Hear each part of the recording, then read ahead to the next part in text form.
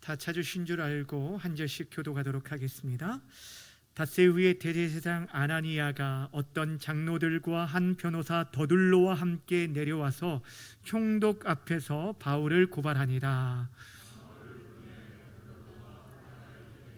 벨릭스 각하여, 우리가 당신을 힘입어 태평을 누리고 또 이 민족이 당신의 선견으로 말미암아 여러 가지로 개선된 것을 우리가 어느 모양으로나 어느 곳에서나 크게 감사하나이다.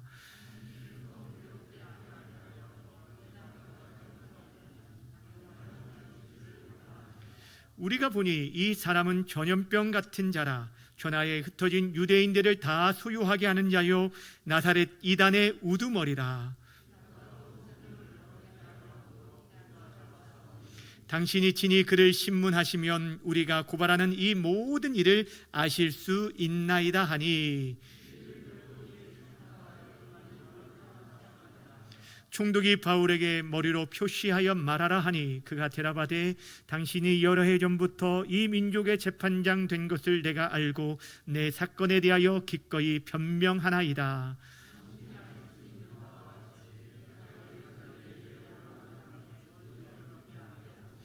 그들은 내가 성전에서 누구와 변론하는 것이나 회당 또는 시중에서 무리를 소동하게 하는 것을 보지 못하였으니,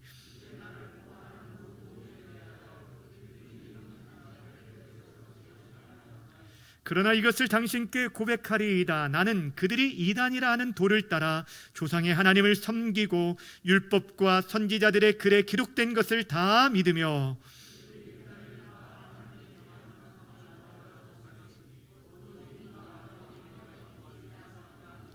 그것으로 말미암아 나도 하나님과 사람에 대하여 항상 양심에 거리낌이 없기를 힘쓰나이다.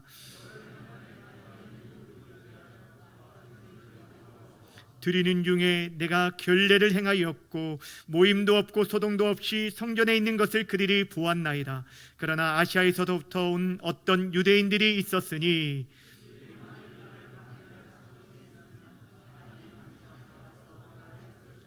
그렇지 않으면 이 사람들이 내가 공회 앞에 섰을 때에 무슨 옳지 않은 것을 보았는가 말하라 하소서.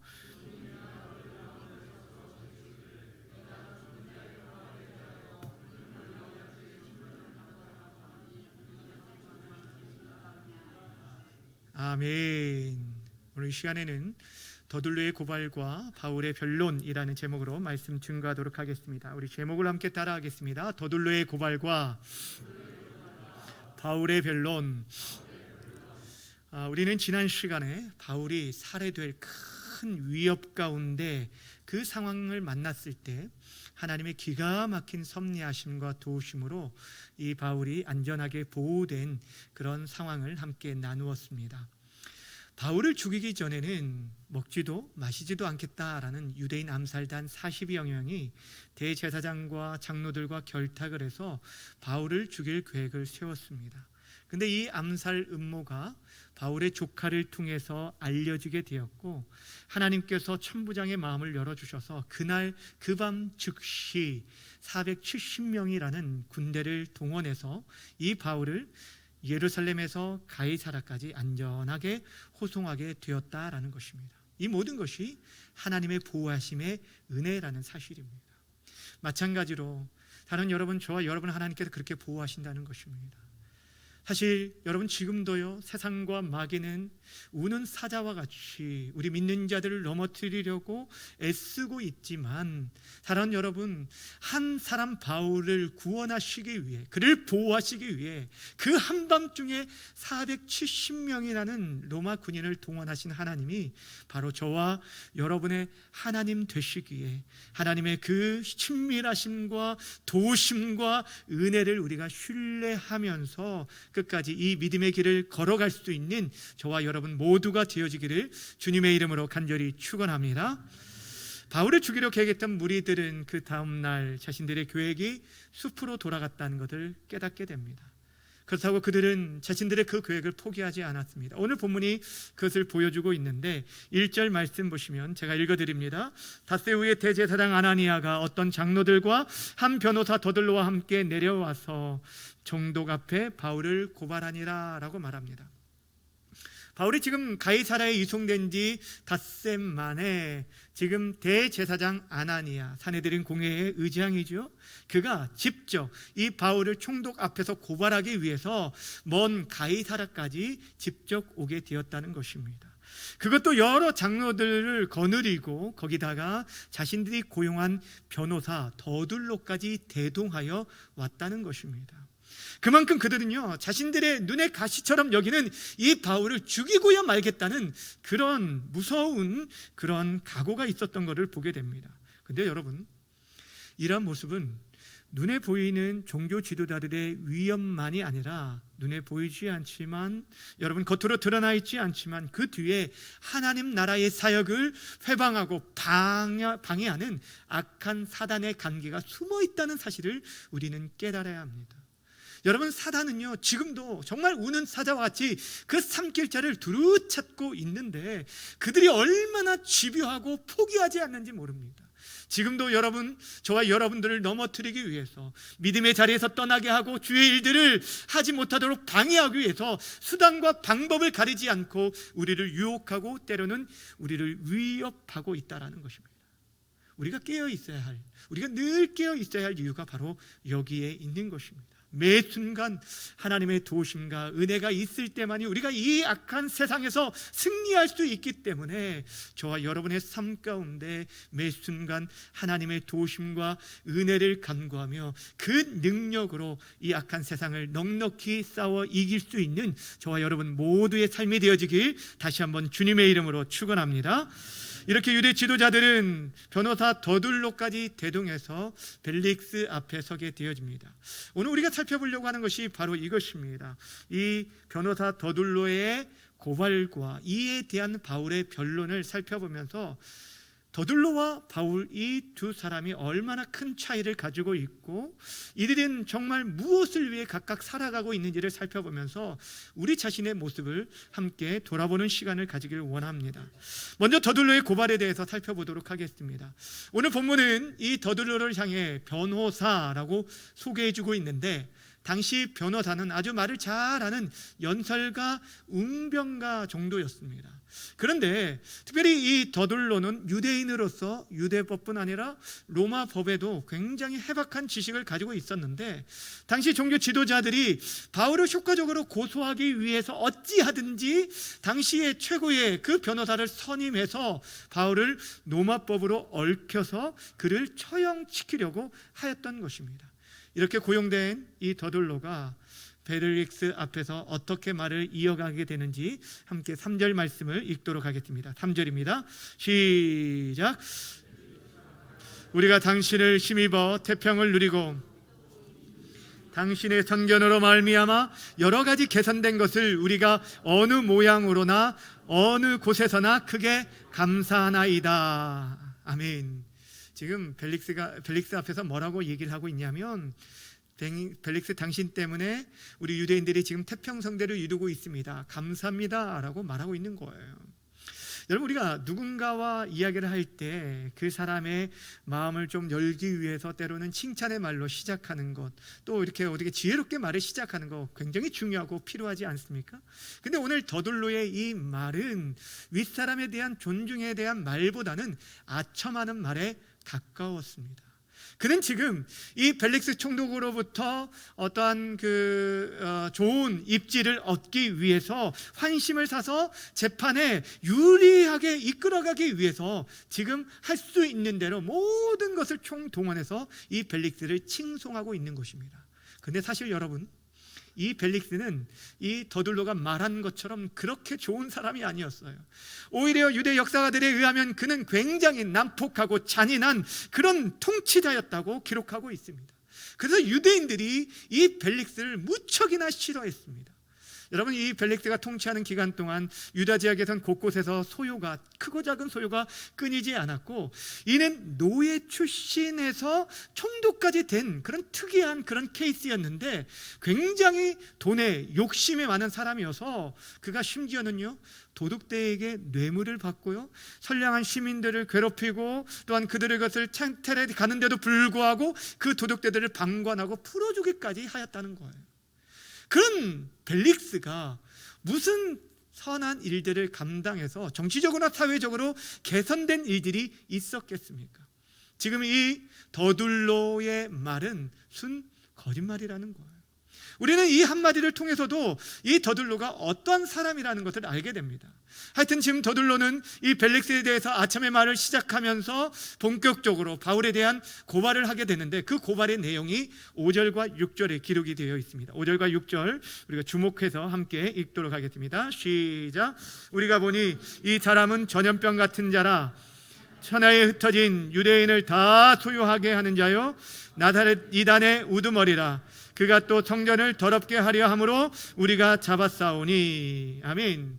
여기 보시면 더둘로가 지금 크게 세 가지를 고발하고 있는데, 바울에 대해서 고발하는데, 첫째가 무엇을 말하냐면 바울이 천하를 흩어진 유대인들을 뭐하는 자요? 소유케 하는 자라라고 말하고 있습니다. 그래서 그는 전염병 같은 자라라고 말합니다. 요즘으로 말하면 바이러스를 퍼뜨리는 슈퍼 감염자 정도로 얘기하고 있는 거예요.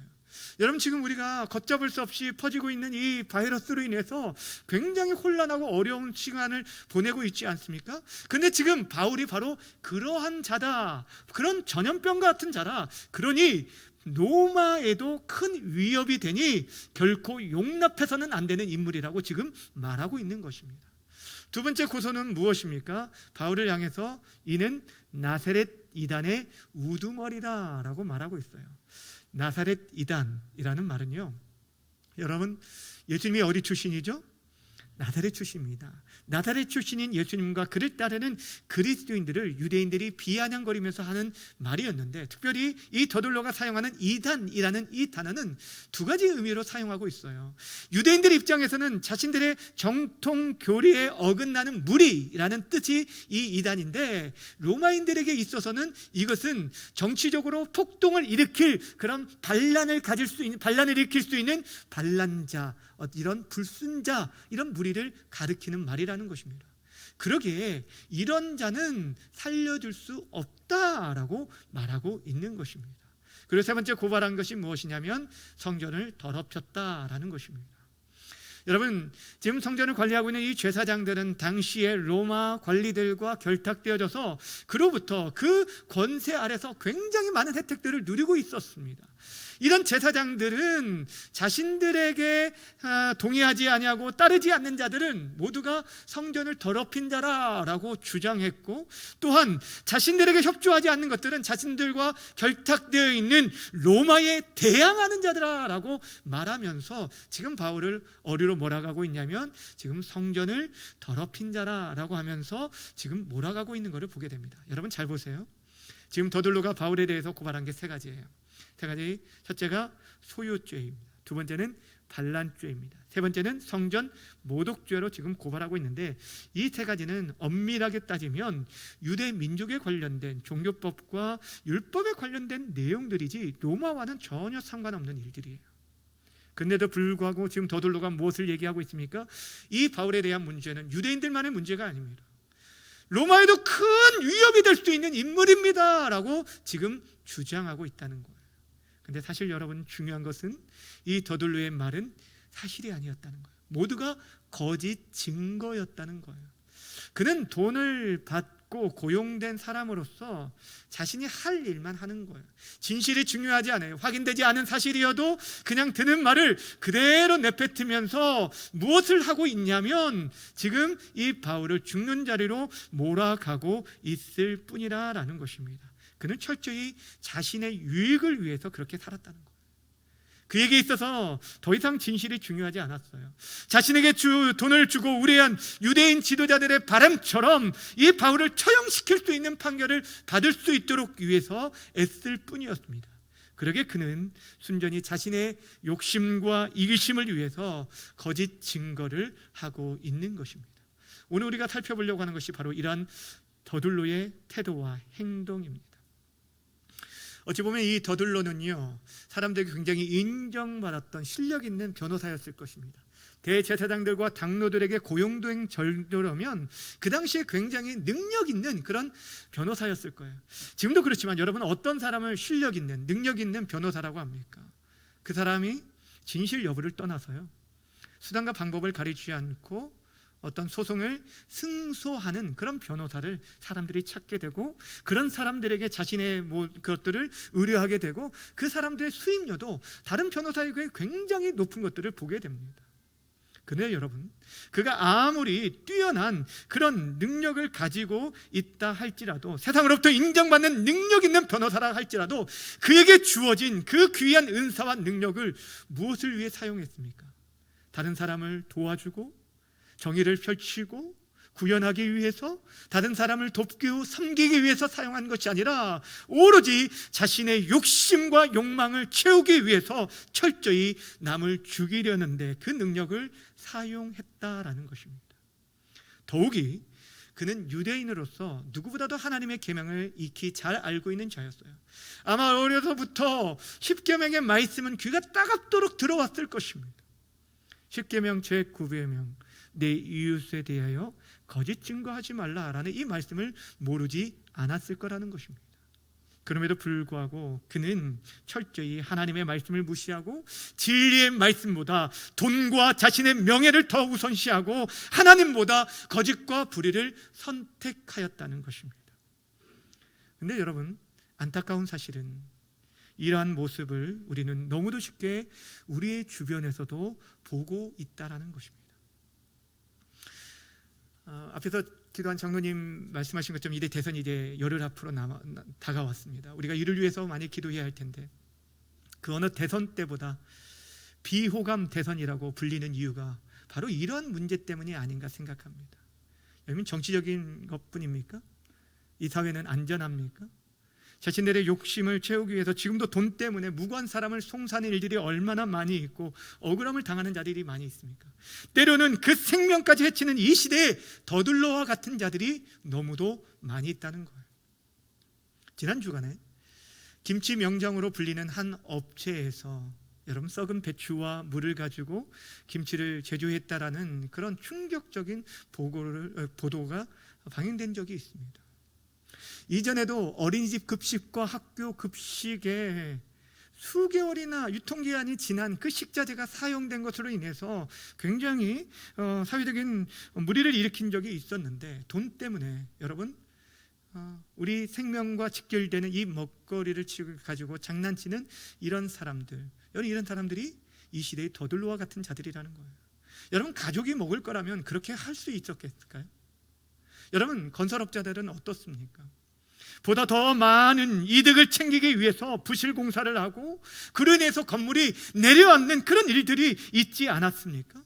게임업체에서는 청소년들이 정신건강을 해치는 일임에도 알면서도 불구하고 여러분, 이 청소년들을 해치는 그런 선정적이고 폭력적인 이런 컨텐츠들을 지금도 앞다투어 만들어내는 이유가 무엇일까요? 모두가 그 어른들의 욕심과 욕망과 돈의 노예가 되어서 다른 사람을 죽이고 있는 이 시대의 더둘로들이라는 것입니다. 근데 여러분, 그러한 사람들 가운데 그리스도인들이 없었을까요? 그들 가운데 교회를 다니는 분들이 없었을 거냐는 거예요. 그렇지 않았다는 것입니다. 그렇다면 사랑하는 여러분, 지금 저와 여러분들은 어떻습니까?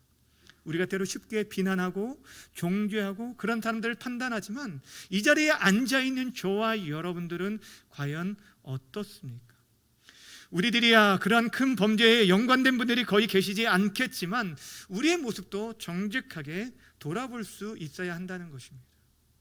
혹시나 우리들도 확인되지 않는 사실들에 대해서 다른 사람에 대한 말들을 너무도 쉽게 옮기고 있지는 않은지, 다른 사람들에 대해서 격려하고 칭찬하고 좋은 말을 전하기보다도 그들의 약점과 죄를 들춰내기를 좋아하고 거짓으로 그것들을 좀 더 부풀려서 그들을 곤란하게 만들고 깊은 상처와 아픔을 주고 있지는 않습니까? 하나님께서 우리에게 주신 귀한 달란트와 은사와 능력들을 가지고 여러분은 지금 어떻게 그것을 사용하고 계십니까? 하나님께서 우리에게 주신 이 은사의 목적은 여러분, 우리 자신을 자랑하고 그 우리의 명예를 위해 주신 것이 결코 아닙니다. 철저하게 공동체의 유익을 위해 주시고 다른 사람을 돕고 섬기기 위해 그 은사와 능력을 주셨다라는 사실입니다. 그런 의미에서 여러분, 하나님께서 주신 그 은사를 어떻게 지금 활용하고 사용하고 있습니까? 오늘 더둘로는 그에게 말 잘하는 그 은사를 가지고 오히려 다른 사람을 죽이는 일에 앞장섰던 것을 보게 되어집니다. 특별히 우리의 언어 생활은 어떻습니까?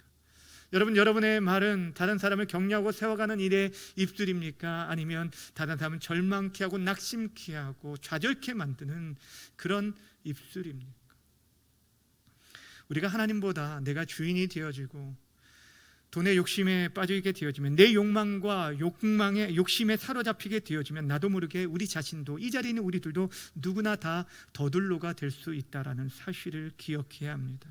그러게 바라고 원하기는 하나님께서 우리에게 주신 그 은사를 나 자신의 욕심을 채우는 데 사용하기보다는 다른 사람을 돕고 섬기는 데 사용하시되, 특별히 우리의 입술이 우리가 정말 다른 사람을 살리는 복음의 입술, 그런 은혜를 전하는 그런 입술들로 아름답게 쓰임받게 되기를 주님의 이름으로 간절히 축원합니다. 자, 이제 더둘루의 고소에 대한 바울의 변론을 살펴보도록 합니다. 10절부터 20절까지 바울의 변론이 나오게 되어지는데, 바울은 이 더둘로의 고소에 대해서 하나하나 조목조목 논리적으로 자신의 무죄를 이렇게 변호하게 되는 것을 보게 됩니다. 첫 번째, 소유죄에 대해서는 11절부터 13절까지 기록하고 있는데, 자신이 예루살렘에 온 지 12일밖에 되지 않았다라고 얘기합니다.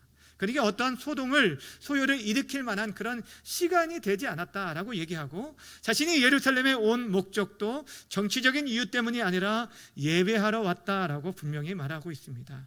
그리고 자신이 어떠한 소요를 일으켰다면 그거에 대한 증인들이 있어야 하는데 증인들이 없다라고 지금 반론하고 있는 것입니다. 두 번째, 나사렛 이단의 우두머리라라는 이 얘기를 들을 때 그는 곧바로 자신을 고발한 그 유대인들이 믿는 조상의 하나님을 자신도 믿고 있으며, 그들이 붙들고 있는 율법서와 선지서를 자신도 믿고 따른다고 말합니다. 무엇보다 동일하게 하나님에 대한 소망을 가지고 지금 살아가고 있다라고 말하면서 자신은 이단이 아닐 뿐 아니라 어떤 불순한 자도 아님을 다시 한번 정확하게 얘기합니다. 그리고 마지막 성전을 더럽혔다라는 이에 대해서는 뭐라고 말합니까? 자신이 지금 예루살렘에 온 일은 아까 예배하기 위함이라고 말했잖아요. 정말 구제하기 위해서 제물을 가지고 그 앞에 나왔다. 그리고 오랜만에 이 예루살렘에 왔기 때문에 정결 예식을 쫓아서 결례를 행하고, 그것도 비용을 들으면서 다른 사람의 비용까지 자신이 지불하여서 그 일들을 감당한 것을 말하고 있습니다.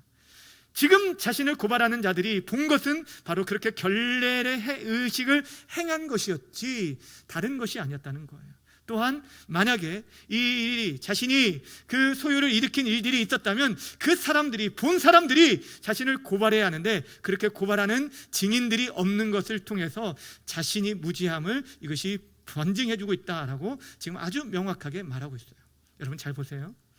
지금 바울이요, 자신의 해하려는 이 세 가지 죄목을 듣고 굉장히 얼마나 억울했겠습니까? 그 억울함에 대해서 흥분하고 화를 내면서 막 그렇게 구함치면서 말한 것이 아니라 오히려 침착하게 하나하나 자신에 대해서, 자신이 행한 것과 그 일에 대해서 변호하는 모습을 보게 되어집니다. 무엇보다 자신을 지금 죽이려고 혈안되어 있는 그 종교 지도자들 앞에서 그는 언제나처럼 늘 당당하고 담대함으로 서 있었다는 거예요. 여러분, 이것이 어떻게 가능할 수 있었을까요? 여러분, 바울이라고 두렵지 않겠습니까? 지금 그 판결에 따라서 자신은 처형을 당할 수도 있는 그런 상황인데도 불구하고 그가 그렇게 당당하게 그 앞에서 변론할 수 있었던 이유가 무엇입니까? 그에게는 변호사도 없었습니다. 그를 지지해주는 사람도 아무도 없었습니다. 그런데도 홀로 서 있는 이 바울의 당당함이 어디서부터 나왔을까요? 바로 그는 하나님께 대한 부활의 소망이 확실했기 때문이었고, 또한 그로 인해서 그의 삶이 하나님과 사람 앞에 항상 양심에 꺾일 게 없는 그런 거룩한 삶을 살았기 때문에 가능했다는 거예요. 여러분 15절과 16절 말씀 함께 볼까요? 15절 16절 말씀 함께 읽겠습니다. 시작. 그들이 기다리는 바 하나님께 대한 소망을 나도 가졌으니 곧 의인과 악인의 부활이 있으리라 함이니라. 이것으로 말미암아 나도 하나님과 사람에 대하여 항상 양심에 거리낌이 없기를 힘쓰나이다. 아멘. 여러분 그렇습니다. 바울에는 이러한 하늘의 분명한 소망이 있었기에 그는 그 어떠한 상황 가운데서도 두려워하지 않았습니다. 바울은 주님의 부활을 믿고 있으며 자신 또한 장차 누구 앞에요? 하나님 앞에 서야 할 때가 있음을 알고 그렇게 살아왔던 자였습니다. 그는 부활을 확신하였기에 장차 임할 부활 뿐 아니라 지금 당장 겪고 있는 힘들고 어렵고 눈물 나는 상황 가운데서도 여전히 부활하신 주님이 함께 하시고 그를 도우시고 인도하심을 믿었기 때문에 그 부활의 생명을 가지고 지금 그 힘든 시간들을 하루하루 견디어내고 있었다는 거예요. 그리고 그 하나님 앞에 서야 할 날이 있다는 것을 알았기 때문에 그는 늘 하나님과 사람 앞에서 항상 양심의 거리낌이 없이 정직하고 진실한 삶을 살아왔다는 거예요. 그러니 여러분 누구 앞에서도 그 어떤 권세자들 앞에서도 여러분 두려워하지 않았어요. 진짜 두려워할 자가 누구인지 알았기 때문에 우리의 생사화복을 주장하는 자가 누구인지를 알았기 때문에 그분 앞에서 부끄럼 없이 살았기 때문에 그는 지금 누구 앞에서든 언제나 떳떳하고 당당하게 설 수 있었습니다. 여러분 마치 다니엘의 모습을 볼 수 있는 것 같아요. 여러분 우리가 잘 알고 있는 다니엘은 포로기 시대에 이 나라가 바뀌고 정권이 바뀌는 가운데서도 그는 계속적으로 그 총리직을 감당할 수 있었던 비결이 어디에 있었습니까? 하나님 앞에 신실함으로 살았기 때문에 그렇게 감당했는데 그를 시기하는 대신들이 이 다니엘을 끌어내리기 위해서 제거하기 위해서 그들이 세웠던 계략이 뭐냐면 털어서 먼지 안 나는 사람이 어디 있느냐라는 식으로 해서 그의 공직 생활 수십 년을 조사를 했습니다. 흠을 찾기 위해서. 그러나 그에게 아무런 흠을 찾을 수 없었다고 말하고 있어요. 마찬가지로 오늘 이 바울의 당당함은 다른 어떤 곳에서 난 것이 아니라 그의 진실하고 양심에 거리낌 없는 삶이 있었기 때문에 그것이 가능했다라는 거예요. 사랑하는 여러분, 저는 이 시대에 우리 그리스도인들이 회복해야 할 모습 가운데 하나가 이것이라고 생각합니다. 어느덧 우리 그리스도인들이요 세상에서 정말 믿지 못할 사람들로 낙인 찍혀있는 이 시대에 우리가 다시금 정말 하나님의 거룩함과 진실함과 정직함을 회복하며 나아가야 한다라는 것입니다. 사랑하는 여러분, 세상 누구 앞에서 떳떳하게 당당하게 서 있을 수 있도록 여러분 더욱더 정직하시기를 바랍니다. 나에게 손해가 있고 어려움이 닥친다 할지라도 여러분 진리 앞에 서 있으시길 바라고 진실하시기를 바라고 우리가 하나님 앞에서뿐 아니라 여러분이 처해 있는 사회 속에서 여러분 직장 속에서 여러분이 하나님의 사람인 것들을 여러분이 당당히 보여줘야 돼요. 우리가 빛이고 소금이라고 우리 주님께서 말씀해 주시고 있습니다. 여러분 그리할 때 우리는 세상의 그 어떤 권세 앞에서도 눈치 보지 않고 우리는 당당히 설 수 있습니다. 그들을 두려워하지 않을 수 있어요. 우리의 생사 여탈권이 그 권세자 나의 상사에게 있는 것이 아니라 누구에게 있어요? 오직 하나님께 있음을 알기 때문에 하나님만을 경외하며 그 앞에 설 수 있는 것입니다. 바라고 원하기는 그런 당당함과 담대함으로 살아갈 수 있는 우리 모든 주의 사랑하는 성도들이 다 되시기를 주님의 이름으로 간절히 축원합니다. 그런데 오늘 본문에서 바울이 자신의 고소권에 대해서 변론하면서 부활의 얘기를 꺼낸 궁극적인 이유는 바로 저들에게 생명 되신 예수님을 전해주기 위함 때문이었다는 것입니다. 여러분 생각해 보세요. 바울은 그동안에 여러분 예루살렘에 와서 제대로 된 변론을 한 번도 펼친 적이 없어요. 자신에 대해서 얘기를 한 적이 없었습니다. 계속적으로 막히고 또 중간에 막힌 그런 일들이 있었는데 이제 정식적으로 그 법정에서 자신을 변호할 수 있는 기회가 주어졌을 때 자신의 무죄함에 대해서 변론으로 끝난 것이 아니라 그때에도 늘 언제나 그래왔던 것처럼 예수 그리스도의 부활의 복음을 증거하고 있었던 것입니다. 그는 지금의 생명의 위협 가운데서도 자신이 믿는 그 믿음에 대해서 여러분 정말 부끄러워하지 않고 인정합니다. 부인하지 않습니다. 끝까지 당당하게 인정하며 나아갑니다. 그들이 이단이라고 말하는 그 도를 나는 지금도 따르고 있다라고 말하면서 죽은 자의 부활에 대해서 힘있게 증거하였던 거예요. 예수님의 부활, 그 부활이 지금 자기를 그 자리에 서게 했다라고 말하고 있는 것입니다. 근데 여러분, 이러한 용기는요, 단순한 우리 어떤 결심과 의지로 되어지는 게 아닙니다. 여러분이 그 상황에 되어진다면 저절로 이루어지는 것이 아니라 여러분 안에, 여러분 심령 가운데 정말 살아계신 부활하신 주님이 여러분 안에 계실 때만이, 여러분을 다스리고 통치해 주실 때만이, 십자가의 복음으로 온전히 사로잡혀 있을 때만이 우리 안에 진실로 역사하게 되어지는 것입니다. 증거할 수 있는 거예요. 우리가 바울의 이러한 모습을 또 확인할 수 있는 장면이 있는데, 우리가 읽지 않았지만 24절 이후에 있는 말씀입니다. 이곳에 보면 이제 재판의 결과를 기다리는 가운데 벨릭스 총독과 그의 아내 앞에서 개인적으로 말할 수 있는 기회가 주어졌는데, 우리가 이제 다음 시간에 살펴볼 건데요, 근데 그때 이 바울이 그들 앞에서 무엇을 얘기한 줄 아십니까? 그 좋은 기회에 자신의 판결에 유리한 어떤 이야기를 한 것이 아니었어요. 그들의 귀에, 그 권세자들 앞에 그들의 귀에 듣기 좋은 소리를 한 것이 아니었다는 거예요. 그들에게 예수 그리스도의 도에 대해서, 십자가의 도에 대해서 증거하고, 특별히 의와 절제와 장차 임할 심판에 대해서 증거하였던 거예요. 왜 그랬을까요? 오직 예수 그리스도의 복음만이, 오직 예수 그리스도의 부활과 그분의 십자가의 죽음만이 우리를 죄와 사망에서 구원하고 우리에게 영원한 생명을 준다는 것을 알았기 때문에 바울은 늘 언제나 흔들리지 않고 복음의 선명한 십자가를 전해 주었던 것입니다. 그 어떤 권세자들 앞에서도, 그 어떤 대적 앞에서도 할 수 있는 대로 그는 예수 그리스도를 전해 주었습니다.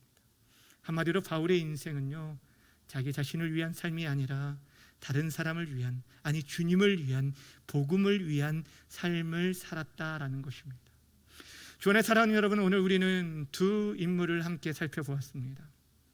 한 사람은 당시 최고의 변호사였던 더둘로였고, 또 한 사람은 그 앞에 고소를 당한 힘없는 한 사람 바울이었습니다. 더둘로는 당시 변호사답게 굉장히 말에 능한 자로서 바울을 한순간에 압제하고도 남는 그런 실력가였던 것을 보게 됩니다. 그러나 하나님께서 그에게 주신 그 탁월한 은사와 능력을 가지고 그는 다른 사람을 살리고 세우고 섬기는 일을 감당하기보다는 오히려 그를 몰아가고 죽이는 길에 앞장서는데 그 은사를 사용했다는 거예요. 그에 반해 바울은 이 더둘로에 비해서는 굉장히 연약한 자였습니다. 아무것도 가지지 않았습니다. 앞에서 말했듯이 그를 지지해 준 사람도, 그를 변호해 준 사람도 없이 그는 홀로 있었습니다. 그렇다고 해서 그가 말에 능한 자도 아니었습니다. 성경은 말합니다. 그에게는 말에 힘이 없었다라고 말할 정도로 그는 말재주가 없었던 사람이었던 것 같아요. 그런데도 불구하고 이 바울에게는 더둘로에게 없었던 것이 하나 있었어요. 바로 십자가의 복음이 있었고, 우리 주 예수 그리스도와 함께하는 임마누엘의 복이 그에게 있었다는 것입니다. 그러게 그는 그 복을 자신 혼자 누리는 것이 아니라 그 복음을 자기 혼자가 아니라 다른 사람에게, 아니 자신을 대적하는 그들에게까지 증거하기를 원하셨다는 거예요. 결국 우리들은 이 둘의 싸움, 그 결과가 눈에 보이는 싸움뿐 아니라 보이지 않는 그 영적 싸움에서 누가 이기게 되었는지 우리는 잘 알고 있습니다. 정말 연약하게 보이는 이 바울의 복음은 오히려 막강한 로마의 권세까지 정복하고, 그가 전한 복음은 온 열방에 지금도 흘러가고, 그 복음이 흘러가는 곳마다 생명의 역사가 지금도 나타나고 있다는 것입니다. 성경은 말씀합니다. 하나님께서 세상에 미련한 것을 택해서 지혜 있는 자들을 부끄럽게 하시고 세상에 약한 것을 택해서 강한 자들을 부끄럽게 하신다라는 이 말씀이 오늘 바울의 사역을 통해서 우리에게 진리임을 다시 한번 보여주고 있다는 거예요. 주안에 사랑하는 여러분, 여러분의 삶을 지금 어떻습니까?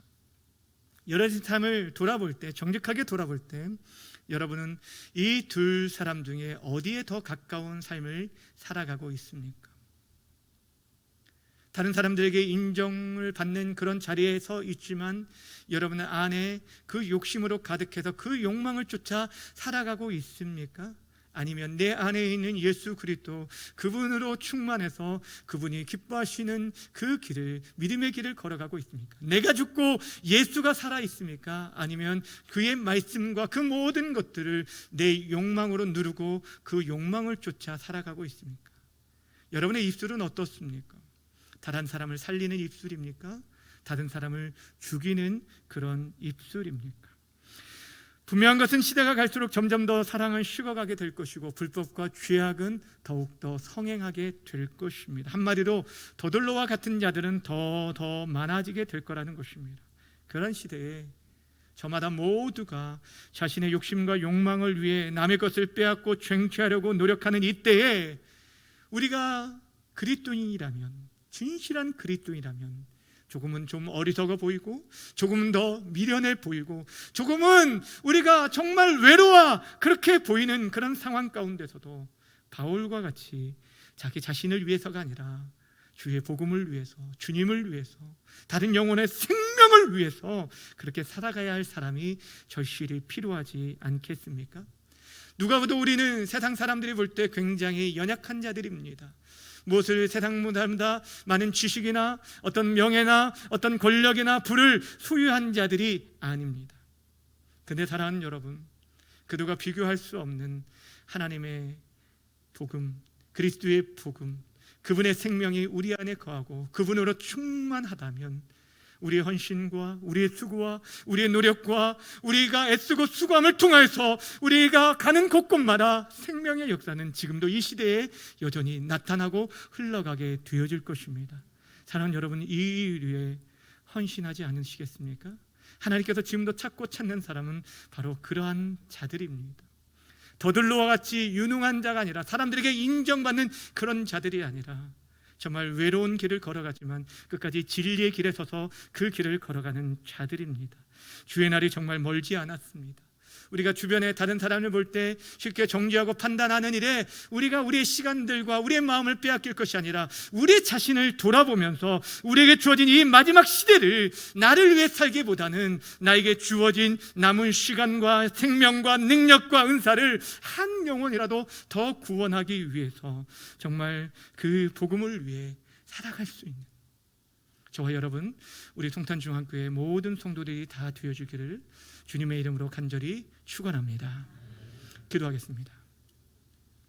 우리 함께 기도하며 나아갈 때 우리 자신의 연약함들을 좀 고백하며 나아갔으면 좋겠습니다. 하나님 아버지, 내가 그동안 내가 주인 되어 살아갔고 내 욕심과 욕망을 위해 살아왔음을 고백합니다. 십자가 앞에서 내가 죽고 예수가 살아야 하는